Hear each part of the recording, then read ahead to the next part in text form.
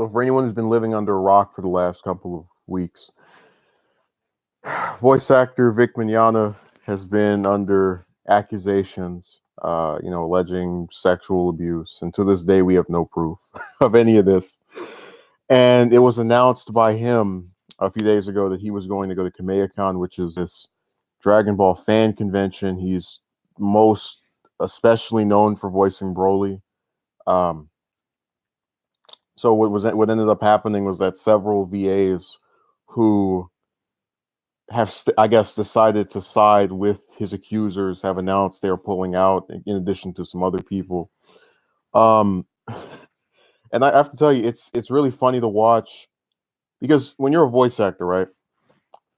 Especially when you're on social media, one of the main things you like to do is say, "Oh, I thank my fans and I appreciate them for what they've done for me," and yuck, yuck, yuck, yuck, yuck.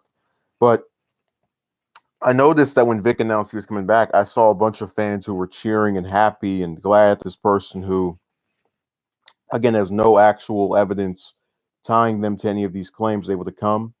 And all of these VAs who, again, built their careers on, licking the boots of all the people that come and watch the stuff that they're in, suddenly turn on them.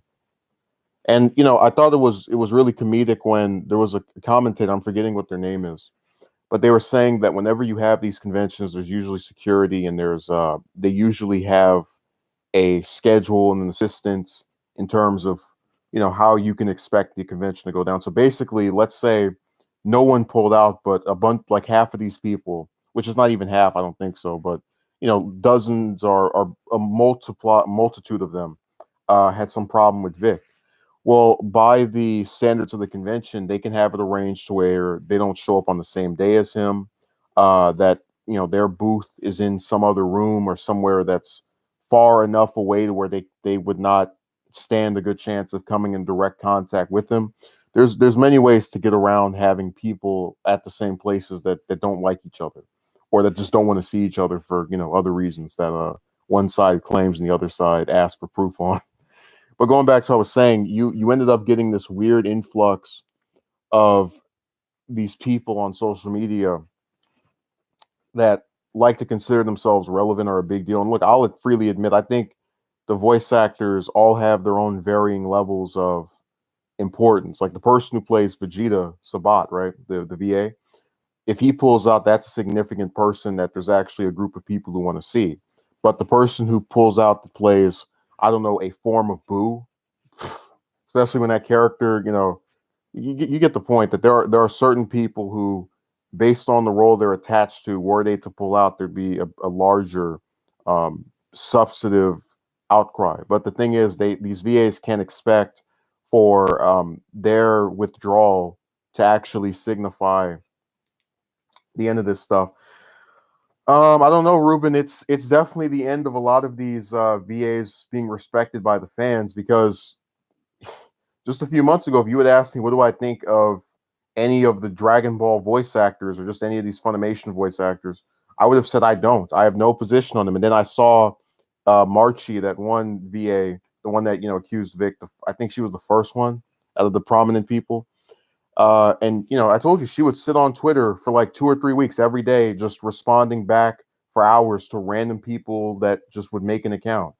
No, the Boma VA Real she announced she was pulling out like 2 days ago, but she did the exact same thing where she was on social media, spamming some thanks for the tweet, I've screenshotted message over and over again, and then fans got pissed. So I do think there's going to be some kind of, like, the theory I had when this stuff broke out was that if any of them go to these conventions, right, because they all have their schedules listed on social media, if any of them go to a dozen conventions, let's say this year, right, I think it's nigh impossible for them to keep going out in public and never having to worry about anyone asking them, hey, what the hell did you, what was your role in what you did to Vic? Did you think we forgot?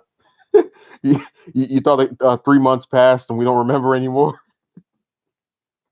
And, part of what's funny about it is that most people, when they think of a VA or some character they like, usually just think of the character. So basically, she's made it to where her own name is mostly known for being an accuser of a more popular voice actor. So it's even more backfiring. You get the point. The reputation is now going to forever be attached to accusing someone. And I thought it was really funny how in all the times where we've had all these allegations come out and people have said I stand with this side or that person, I usually try to explain I don't have a problem believing the victim if they actually have some proof of what they're saying, right? Because I put myself in the position of the man. Because I've had people accuse me of things nowhere near actually doing something physically to anybody, but you get the point that when you're facing accusations about anything, you want to have some kind of corroboration that isn't just word of mouth, because two people can get together and make up anything. And what they oftentimes say is that you wanted me to record it. Like, no, if you were smart and you reported it the day it happened, they would have been able to, if this was like a rape, for example, to get DNA swabs, to be able to get the person maybe to confess themselves. There's a multitude of ways in which that stuff can actually be corroborated that doesn't revolve around having it on video. But that's them being intellectually lazy and trying to gas you up with nonsense. Oh, of course, yeah, I'm definitely a victim shamer. Yeah, certainly. I thought it was funny how most people who say they're victims, like out of the accusers I've seen that have social media accounts and are like trying to maintain a public presence, they usually don't respond to random people on the internet. So, for example, with Jamie, right? One of the reasons that people don't want her to be proven correct that came out after the accusations is because of her behavior after them, where she was telling people that they what was it? She wanted Vic's balls and head and some other crazy crap.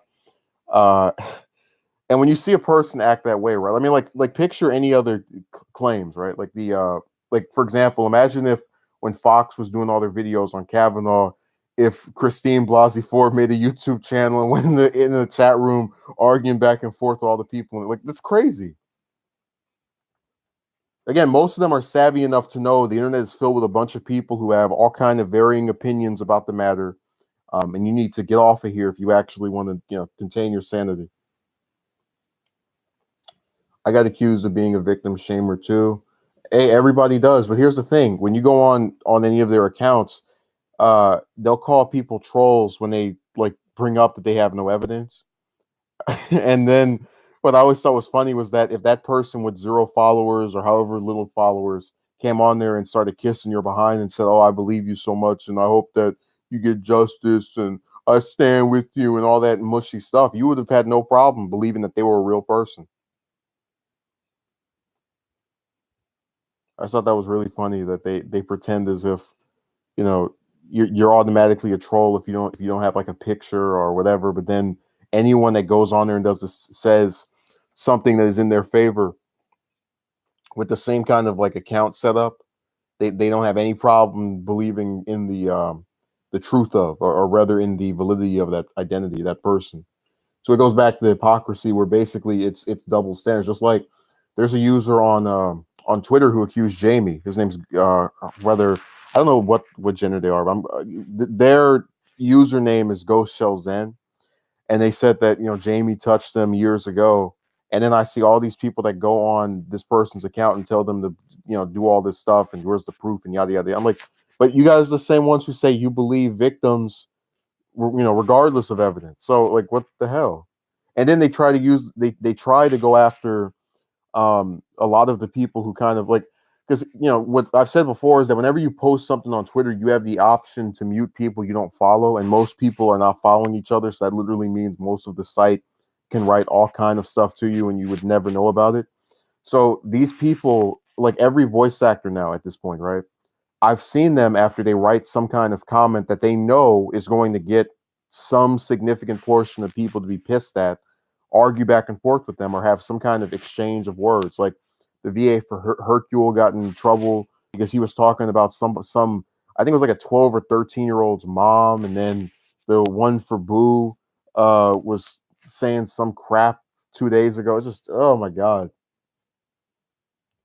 But going back to your original question, Ruben, I hope it is, because this company needs to figure out that you can't have, like, think of how crappy the PR for them looks now. All the VAs you have for your one of your most popular franchises or brands literally have outed themselves as being douchebags to the people who made them relevant in the first place. Just like the one that does Goku, Sean Schummel, he could have sat back and not said anything and just logged out of Twitter, and that we would have never, no one would have associated this saga with him, right? But then he comes out and he says, "You guys are whatever for talking about Monica Win," and then starts, tells people to send him a private message and that he has law enforcement on his side. Like, what's wrong with you? Like, you would really think these, and that's what I was saying, that Twitter is like going to always be remembered as the site where people can just write all manners of evil and not have to worry about repercussions or just like anything. Because I've never seen any other social media website used for this kind of level of toxicity. It's so weird. I'm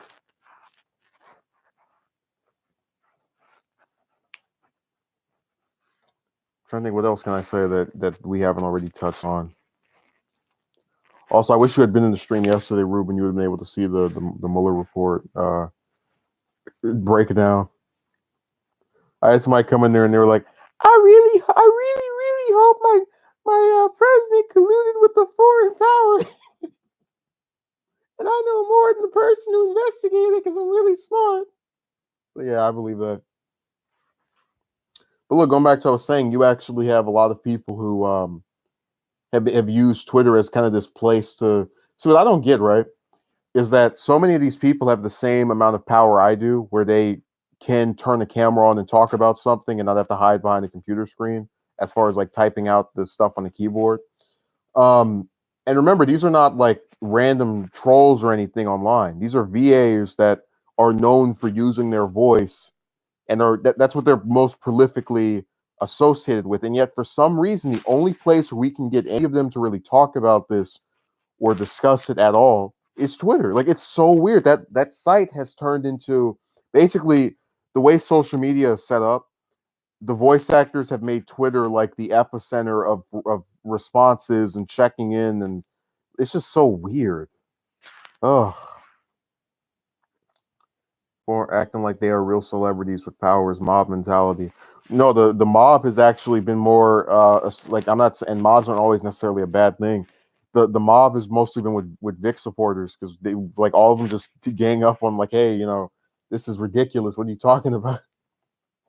And they really have a thing where they lump everyone and anyone that doesn't agree with them into a category. I had a user on Twitter I spoke with, and they call themselves listening to both sides or being objective, and they even get Jamie to like a couple of their comments, right? Go back and forth a little bit, and then she ends up blocking them after they've said nothing insulting or negative toward her. And I said, what did you expect? That person, and I told them prior to them getting blocked, that's not your friend. That is a VA who is trying to sink another VA who has nothing better to do but sit online for hours arguing back and forth with random people. And you were stupid enough to think that this was some person who actually cared what you had to say. The only time they care about what you have to say is when it's completely in line with their own position, as I said earlier. And this is why they go on those big blocking tirades. I got blocked by one of the I would call them a lesser known. They're not a VA. They're just associated with this arc. And I literally have never tweeted at them. They know me from being affiliated with people who are affiliated with who have responded back, basically. So, I think I said it before. I don't know what the point of that is, because the reason you block is to get rid of people who are prolifically messaging you. But if you do it to people who don't, and you just don't want them to see your stuff, they can always just make another account and lurk. And you won't have, and they won't feel tempted to say anything to you because you already got rid of them on one account. So haven't stopped anything.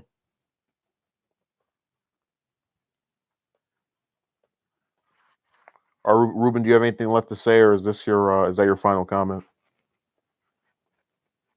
I just think it's sad that VAs have actually convinced themselves that they're untouchable. Like you can't do anything to me. Like, no, you guys think if you band together, the company won't rid themselves of you, and go and hire some completely new people. And you do have a couple of them that actually are staying silent about this. At least I think anyway.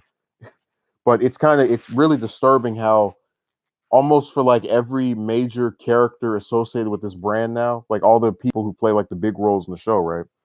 I can think of some comment they've made that's been out of line that people have said was disgusting, like what the hell is wrong with you, basically. And they all think they're gonna just walk out of this completely unscathed. So either the company gets rid of them, or in best case scenario, the fans keep putting pressure to get rid of them until they eventually are dropped or something else happens. And again, no better for them. You try to destroy a man's life in with your little groupthink mentality, and then you get mad when the people who you're supposed to be the most loyal to, the fans, won't exactly play along with that. So thank you. I'm sure Akira Toriyama is very satisfied to have his work associated with this. Oh my God. So I appreciate it, Ruben. Have a good day.